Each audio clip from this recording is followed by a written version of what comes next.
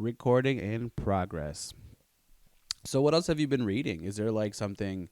Because we haven't talked comics in like a while, but It has been a while. on record we haven't talked about comics in a while. But True, on the is mic. is there anything you've read recently that kind of like exceeds expectations for you? I Yes, guess.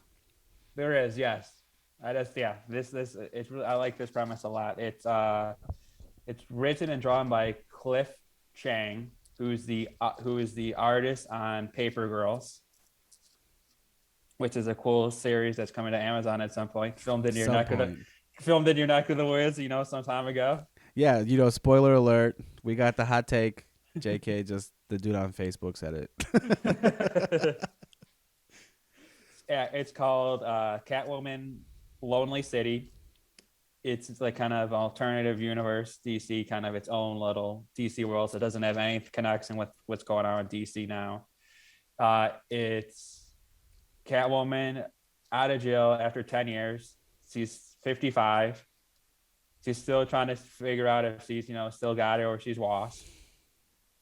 The reason she's in jail is because she's framed for killing Batman. So Batman's dead, Robin's dead, the other Robin's dead, Red Knight, you know, Alfred's dead, all the Batman crews, they're all dead.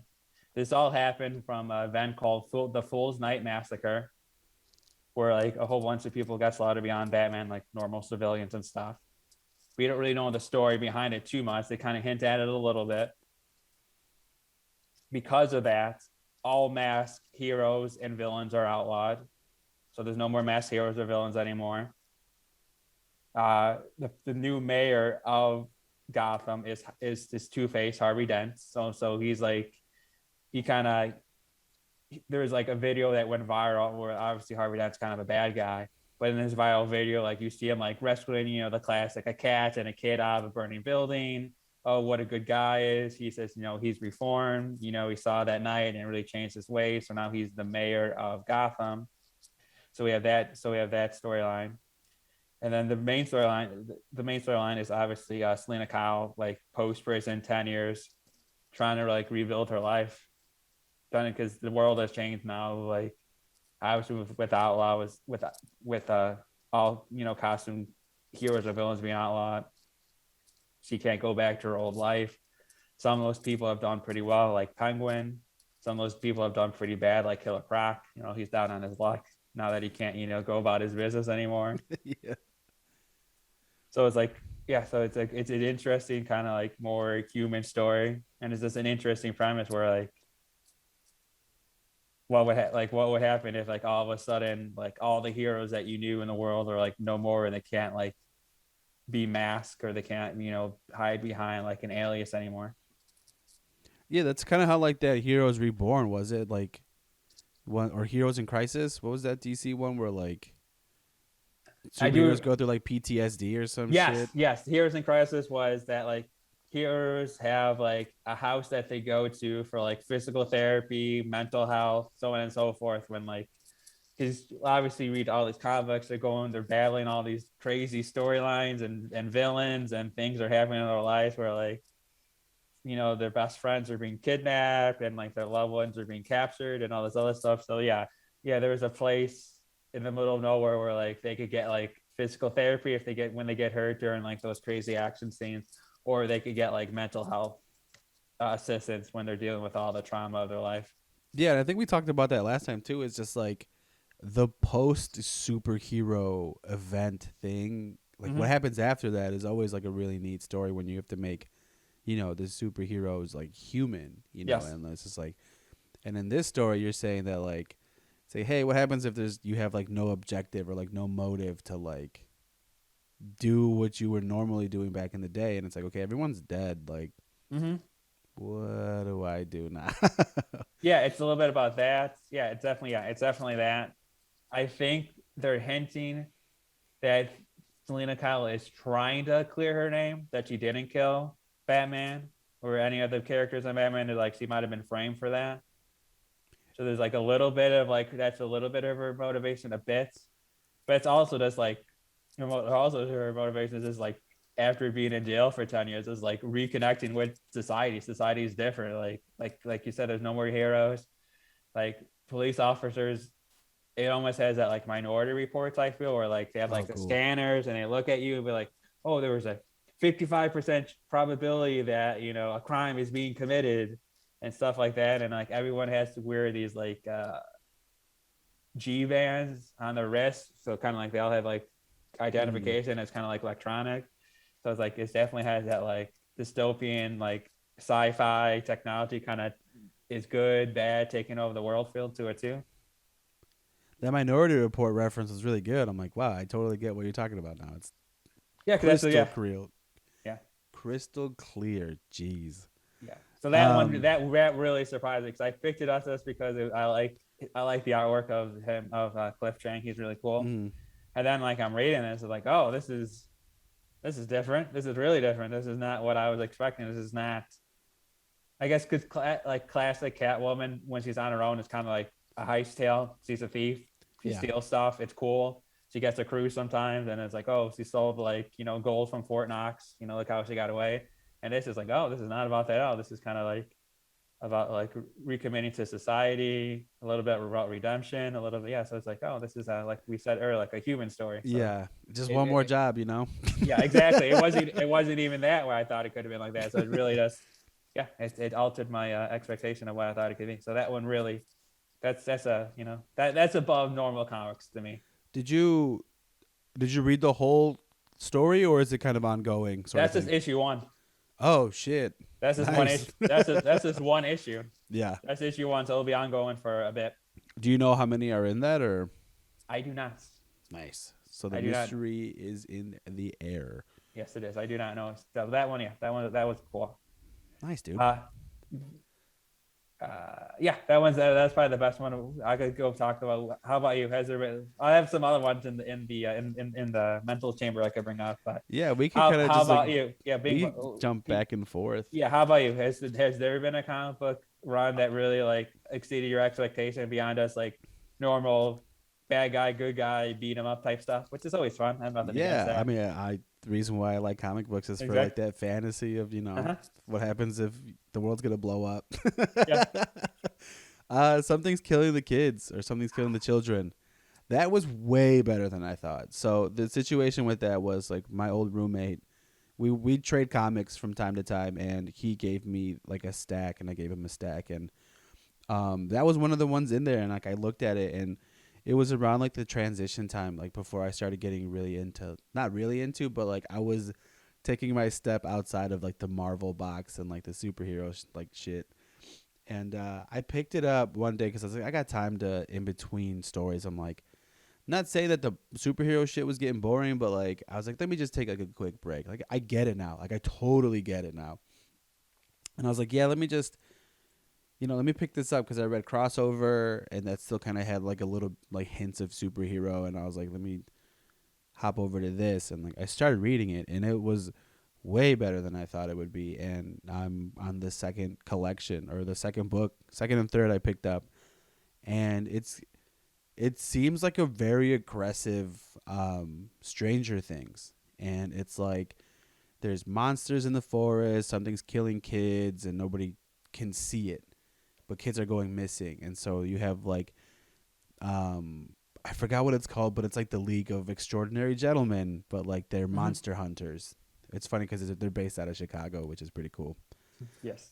So they're monster hunting, but they can't see it because like I don't know. It's not a chip, but like they have to get like attacked by one, or like they have to like somehow, have access to the monsters. So, the main character, the chick, she sacrifices like a regular kid to save another kid. So now they both see monsters, and the story is kind of just playing out that way, and like how the town's like, trying to keep everybody calm, but kids are dying. And that was really good. I was very surprised with that. Just because, like, I didn't know what to expect. And, like, something's killing the kids. Like, it just seemed like, maybe you start getting into, like, the fantasy of, like, ghosts, monsters, and, like, there's just, like, this one, like, vampire or some shit that's killing kids. Or something along the lines of that kind of fantasy. Mm-hmm. But this was just, like, way better. And like I said, it's got that Stranger Things feel because like you've got kids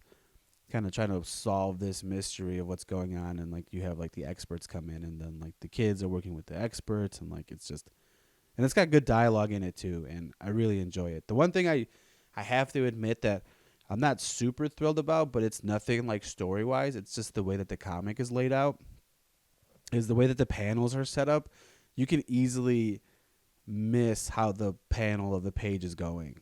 Mm. So like you could either, it does like one full like 2-pager panel, Mm-hmm. or it goes like half and then like to another one or some shit, and then like you kind of like, I found myself reading like the left side first, but that was actually like the beginning, middle, and end, and I was like, fuck, I have to go back. And like there was no like clear way to be like, this is how you should kind of go about it, because sometimes like the panel will be like one big one in the middle, and to kind of go 1, 2, 3, 4 like horizontal instead of going vertical. So that's like, it's not like a nitpicky thing, but like that's the only thing that I find myself like, oh, I got to go back, like I read this wrong. So it's my only thing about it. But story wise, so far so good. Like the way it's kind of going, it's like I wonder how far you can go, because even looking at this like from the outside, kind of like the big picture, is like, yeah, you're gonna find the monster, you're gonna kill it. In theory, that's what's gonna happen. What next? Like you could only take that story so far. You know what I mean? Because like you're in Vermont. Okay, now there's a monster in fucking Florida. You know what I mean? And it's just like you just change locations for the same story. So we'll see how that plays out. That it was. I actually did read the first volume. I thought it was pretty cool. Did you know that there is a spin-off series called House of Slaughter? Is an original series set in the world of Something is Killed the Chosen, exploring the secret society of the Order that forged Erica Slaughter into a monster hunter. Does that sound Oh, interesting to cool. you? Yeah, I would love to hear, because like this is like a mysterious group in the story. Is that Mm-hmm. supposed to be before this, or I'm assuming? Yes, because it tells her, yeah, because it tells the story of how the main monster hunter in the comic became, who she is today, Yeah, that'd be and a dope. little bit more about the backstory. Yeah, because like in the second one, like they just show up and like you Mm, briefly hear it, and like there's good mystery into that, but I guess knowing it beforehand would be cool. But the way they went about it, they weren't like telling you like all their secrets and stuff, so it's not too bad. gotcha. What else? You got something else off I the do, I dome? do, I do, I do. This is complete collection. So you could buy it right now at the your local bookstore, comic book shop. It's called Far Sector. It's a DC comic book, but it's based off of the Young Animals imprint, which is run by the dude from My Chemical Romance, Gerard Wade, and it is Far Sector is a Green Lantern comic book, but isn't like the typical Green Lantern guy. It is the first. I think it could be the one of the first female Green Lanterns, and it is a story that once again, well, there could be a theme of why these stand out. It's once again, it tries to tackle real world issues in like the comic book world, and this one it's about like in real life. See, it's the main character name is Joe, and she's trying to find her place in the world. So it's like she first went to Princeton, she didn't fit in too well. Then she became a police officer, and she didn't fit in too well over there. So she's trying to find her like where she could like fit in and like make the most of her efforts and her abilities. On the job when she was a police officer, something horrible happened. Oh, first of all, she's black, so this is important to what something horrible happened. It does touch on policing and the Black Lives Matters movement. One day when she was on the job, her fellow police officer was arresting somebody, or the person was resisting arrest supposedly, and Joe kind of froze, and the guy beat up on this person, and Joe like had this moment to like do the right thing, step up, step in, say, hey, stop this. This isn't right. But she froze, and that's like she has a lot of drama about that because like that was her opportunity to really make a difference. She wanted to make a difference in her community, and she couldn't. So that leads her to go to a bar. This is when it gets a little comic booky. She goes to a bar, she meets somebody. This person offers her a chance to be a Green Lantern. She says, there's hope in you. Like, I know, like, you made the mistake, but you did the right thing. Like, you didn't stop him in the action, but you did file a report, and then you filed another report, and you went up all the way up to like the top supervisor to try to get this guy suspended and like kicked off the force. So you did do right afterwards, even though in the moment you didn't do the right thing. There's still hope. There's good in you. There's a chance to make a difference. We want to give you the Green Lantern ring, and we're going to ship you off to like the farthest section in the universe possible, as a trial run. So that's kind of like the setup. In this alien planet where she is, there's a civil war amongst like three different alien races. Because of that civil war, all emotions are cut out of everybody. So nobody has any emotions whatsoever. There's no anger, there's no sadness, there's no joy, there's no excitement, suspense, fear, whatever. Everyone has no emotions whatsoever. So she gets there, and she's been there for a little bit, and they have their first murder. The first murder that happened like in like 100,000 years on this planet. And they found out this murder is happening because there's this drug called switch off, which allows people to feel emotions. Dang. So then from there we're kind of entering like the murder mystery kind of detective stuff. Like, who has switch off? What's the motivation? Why is it happening? Is it right for somebody to be born without the choice of not having emotions? Because like as soon as you're born, boom, it's like it's over. You have to have all your emotions, shut off. Is it right? Should people have the choice to have it? So there's that. When that's happening, people are starting to rise above and starting to protest, and hey, I want to have a choice. Like, I don't think emotions are always so bad. I want to have a choice. So there's that like kind of protest movement, and the protest, a riot starts to happen because one of the police on this alien planet, one of like the peace officers, they shoot into the crowd. So that starts a huge commotion. That kind of triggers back to that first event that I talked about with Joe when Zeke had the opportunity to stop it in motion. So that's happening. Zeke at that point, he does step up in the moment and says, no, this is wrong. Protests are fine. You have to listen to the people. So the leadership finally listens to the people. They put it to a vote, and now your people are now born with a choice of having their emotions cut off or not. And that's where the storyline ends, where like she finally made the progress that she always wanted to make when she was struggling to fit in like all these different situations. So that's how it kind of ends. And there's more to it than that. There's more like sideways and segues and little side stories, but that's kind of the overall 12 issue run of Far Sector. Damn, it's 12 issues? That's what I was about to ask. I was like, how many? It's 12 issues, yeah. It's all complete. Wow. Nice, dude. That sounds wild. It sounds like it touches on like a lot of like obviously like political stuff, but like what happens post that. And yeah, that superhero thing is just funny. It's like, hey, I think you'll be good for this job. Yeah. Yeah. This even gets more wild because the three alien races, like one alien race is pretty much like a meme. They're like a digital version of a meme. Like they're like Alexa if Alexa was a person, more or less. Oh, nice. So that's like one human race. So there's another human race that like there's one like alien race that like they eat the other alien race, but because of switch off, they don't do it anymore. It's so wild. So it's so like that. There's like crazy like inner like personal dynamics of all these like three alien like species or race like species trying to like coexist, and the reason they coexist now is because everyone has no emotion. So it's like it gets into some wild stuff sometimes. I wonder if that's just like some like undertones of like drug culture, I guess. I don't know. It could be. But like, yeah, the fact that it's just like here's a drug for emotions is like it's a new take, I guess. I think. Mm-hmm. That's pretty cool. Yeah. When did is there like more to this, or is this just like I think that's it. That was a wrap. It's like I think it told the story. And you said this is The guy from My Chemical Romance's company or what? Label, yes. He has a label under DC called Young Animal, Hmm.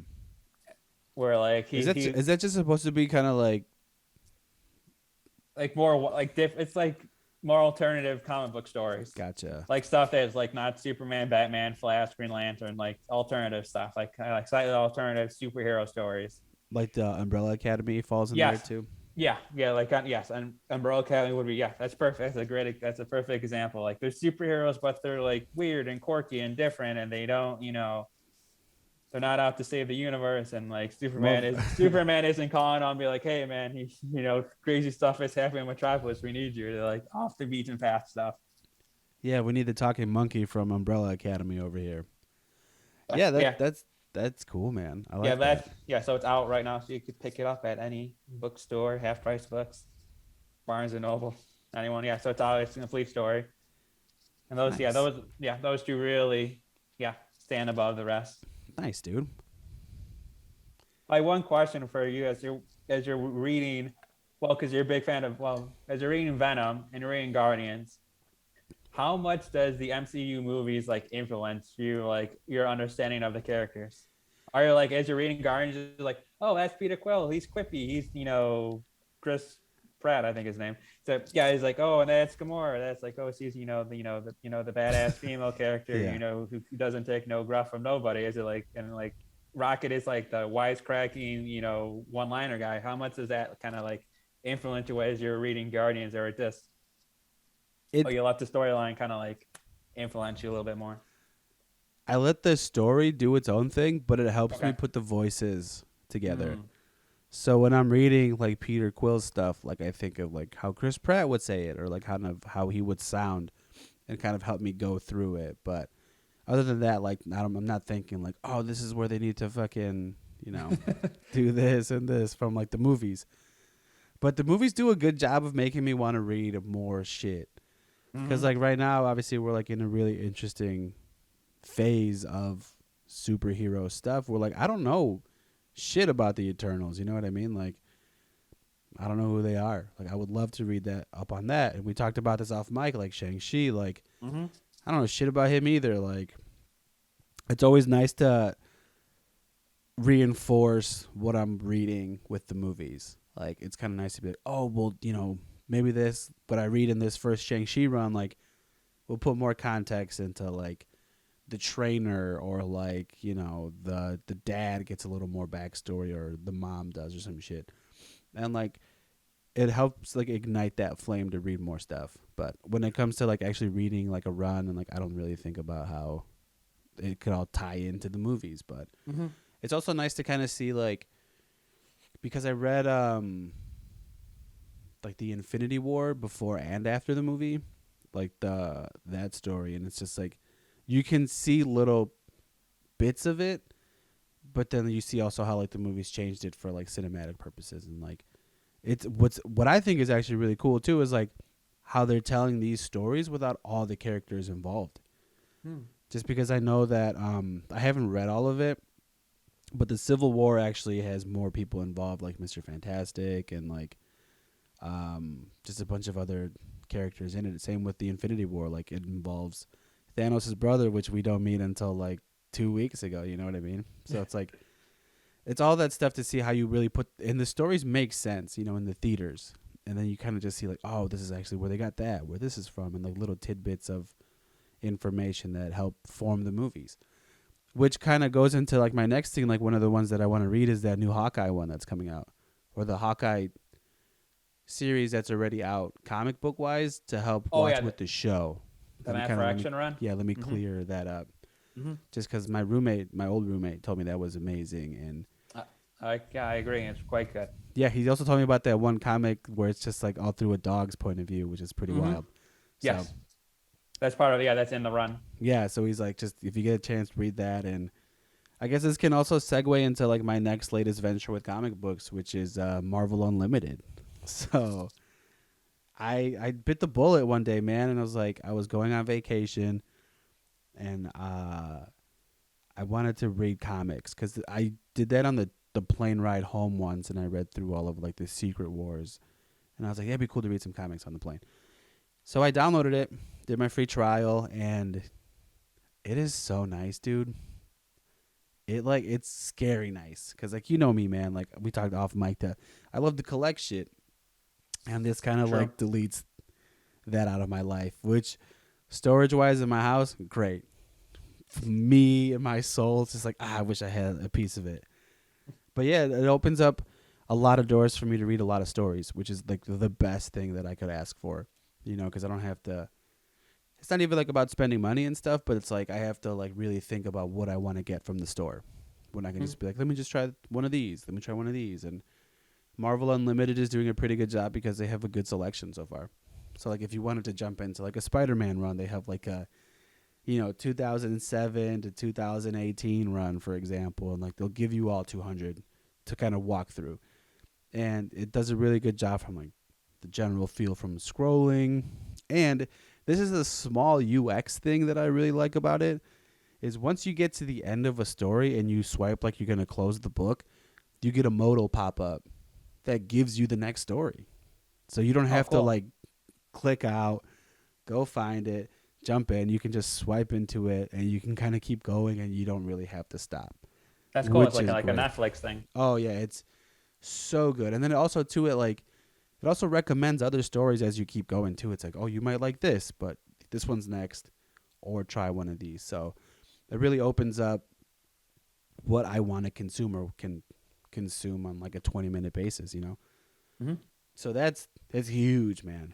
I have, I did the whole let me do this for a week and then cancel subscription, True. but I never got to cancel. So, which also if you listen to the first comic book episode, I'm going to finally start that Daredevil run. You know what I mean? Like been talking about this for decades, you know what I'm saying? So, I have it saved and I'm going to consume it once I finish up this Cosmic Ghost Rider. So, I'm pretty I'm like prepared for it, but like I can't believe it's true. Can't believe it's happening. You know what I mean?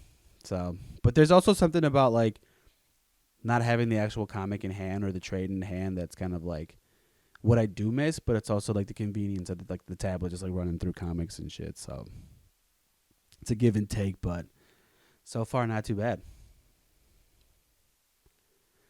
Not too bad.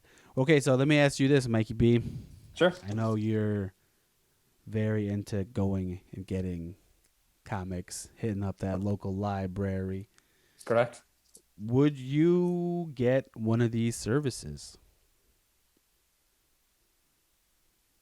No, No. not because I don't think the services are bad. It's just like getting another like no, because I'm trying to reduce my screen time as much as I can. Yeah. Even though both of our jobs make it almost impossible to do that. So like my like I'm yeah, so like yeah, I'm trying to reduce my screen time as much as I can. So if I could have like even if it's just like 20, 30 minutes where I'm like reading a physical comic book trade or a singles, like I'll take that versus, the additional 20 or 40 minutes that would be on the screen. Yeah. Okay, that makes sense. I could dig that. Yeah, there's That's legitimately my main reason, screen time. If it was like, yeah, I think the idea of like reading as many comic books as you can, or like going back to a previous run that you didn't get to, heard of is excellent. So it's like it gives you interest to buy comic books, but also like go back in old comic books too. so I guess I was just thinking about this now. I guess going to the library and just checking stuff out is My my version of my version of browsing. I was yeah, like, that's yeah, your because when app, I go to dude. the library, I'm just browsing. I just browse stacks and like, this is interesting, and that. So no, it's pretty much the I don't know equivalent of what what the you. dark hold is. Let me pick this one out. Let me pick this out. So nice, dude. Yeah, I was just curious, just because like you and I talked a little bit about like just the convenience of it, and I know you and I go get comics from time to Mhm. time, so it's like, Sure. what would this be something you would do? But yeah, like I said, there's also something about just doing that, like the whole adventure of like finding something to read is also really cool too, and you can't go wrong with just like recommendations because like obviously the people that work there too, they're a bunch of nerds. But yeah, they'll give some really good recommendations, and the guy when we went to the comic shop 2 trips ago did a really good job of recommending me some books that I wouldn't He have picked did. up by myself. So Big ups to that guy. So Yeah, shout out to Gem Comics in Elmhurst. yeah, shout out. We're gonna put him in the tag, and maybe he'll show up and show us some love. That'd be Um, cool. yeah. So we could probably just wrap this up Mhm. after our next little segment, which is what are you looking forward to / what do you want to read next? Oh, that's a good one. That puts me on the spot. Yeah. So again, If I you want to like go first, I can go first because I you got could go first because I have it. I just want to. I have some thoughts, but I want to get all the names correct.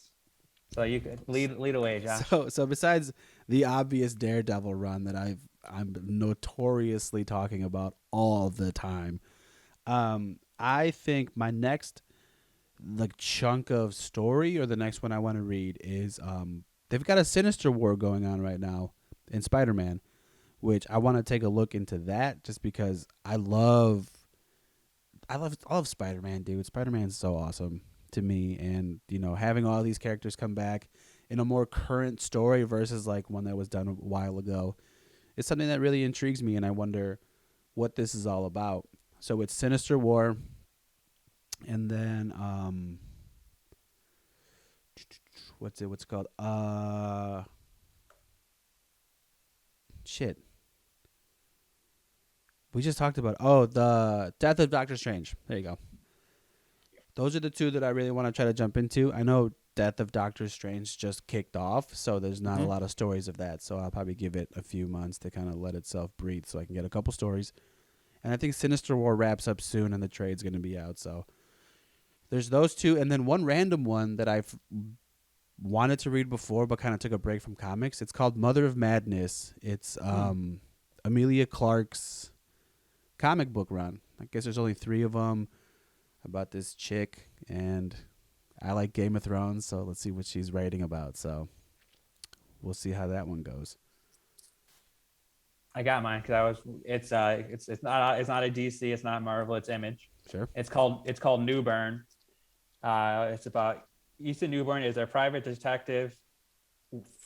He's a detective who solves crimes for crime families. Nice.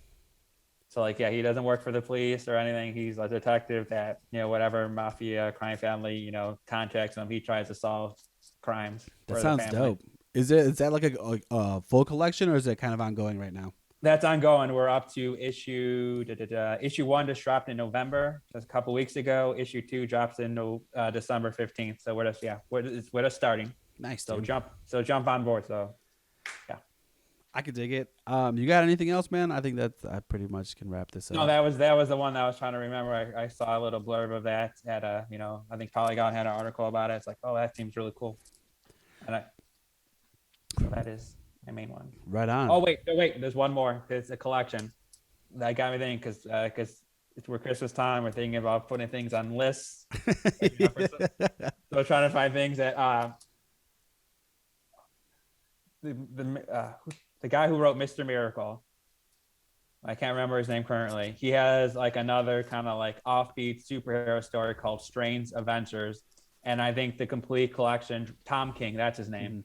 Tom King, he's the author. He wrote Mr. Miracle. He has like another offbeat kind of comic book story for DC called Strange Adventures. And that complete collection drops, I believe, in December. Nice. So that's something I would want to read.